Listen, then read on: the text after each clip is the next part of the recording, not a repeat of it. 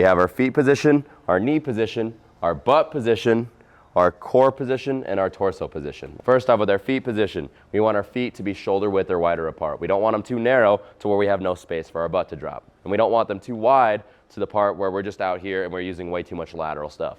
Your heels might need to be elevated, all right? Depending on your ankle mobility and your feet positioning, you might need elevated heels. That's all right. Not everyone, people who have longer femur length are gonna struggle with ankle and hip mobility. We're gonna have to work on that.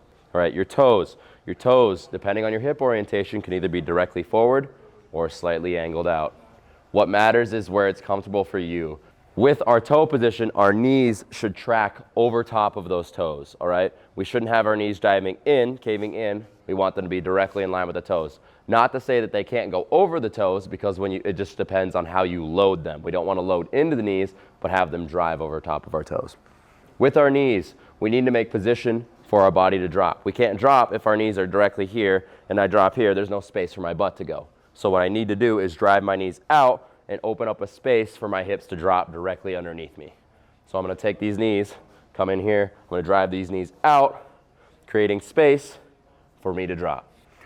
Our butt needs to go down. When you're loading, you don't want to load back here and cause torque on your low back, because your weight distribution is from head to toe. If I take these out of the weight distribution, that means that a lot of torque is going to go to this angle that's out of my direction of load. So instead, I want to stay nice and vertical. I want to create space, and I want my butt to drop straight down through.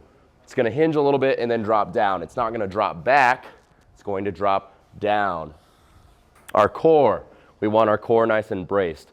When I'm coming in here, I want to take my core and not have this arch, this excessive arch through my back, but rather neutral spine position. And once I reach that neutral spine position, breathe into there, creating intra-abdominal pressure so I can withstand heavy loads. Just like a soda can, you don't want it to crack. You want to create nice big pressure in your core so that way I can withstand loads. Lastly, our torso. We want to keep our torso nice and tall, nice and upright, staying up. We don't want to round through our back, and we also don't want to arch back like this. We want to keep our torso nice and tall. For form reasons, I'm going to show you by walking out of the rack, but making sure that when you're actually lifting, you're always going to back up out of the rack and have your safety catch arms up. So we're going to talk about the front rack.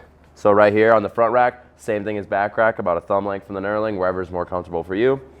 When we come to the front rack position, we should have our elbows driving up. You could have, depending on your wrist mobility, you could have full 4 fingers coming up if you have very good wrist mobility. If you're lacking in wrist mobility, you got to work on that, and you might have to go down to 3 fingers, maybe 2 fingers, and get into that front rack position. What's important is that you're able to get into that front rack position. So you have to work on your wrist and latissimus dorsi mobility in order to do that. Coming up into here, we want to make sure that our elbows aren't sagging and we're not rounding in our upper back, but rather than rounding, staying nice and tall, getting this barbell right up close to your neck, and staying nice and tall. And as we come down through the movement, we don't want to lose our upper back. We want to stay nice and tall as we come down, maintaining that tallness. Driving those elbows up and in.